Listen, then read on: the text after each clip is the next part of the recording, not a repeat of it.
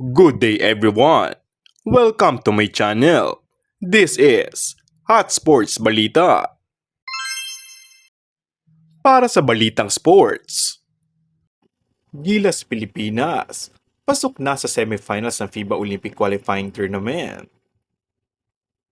Muling nabuhay ang dugo ng mga Pinoy fans matapos masaksiyan ng isang makapigil hiningang bakbakan ng Gilas Pilipinas kontra sa Georgia na ginanap sa Riga, Latvia, kung saan ipinaglalabanan ng dalawang koponan ang second spot para sa Group A. Nakaabot sa knockout stage ang Pilipinas sa kabila ng pagkatalo sa koponan ng Georgia sa final score na 96-94, kung saan ay nakuha ng Gilas ang ikalawang spot sa Group A with a 1-1 record dahil sa malaking quotient.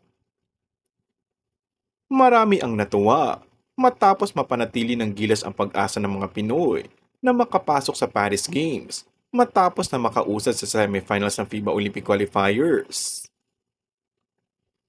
Muling pinatunayan ni Justin Brownlee ang pagiging pusong Pinoy nito matapos panguna ng nasabing laban with 28 points, 8 rebounds at may kasama pang 8 assists.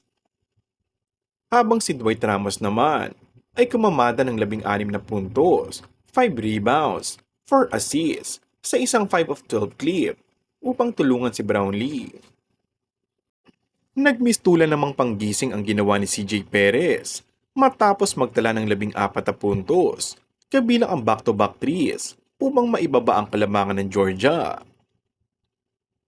Kinailangan namang ilabas agad si Kai Soto sa second quarter matapos ang 12 minuto ng paglalaro matapos magtamo ng rib injury.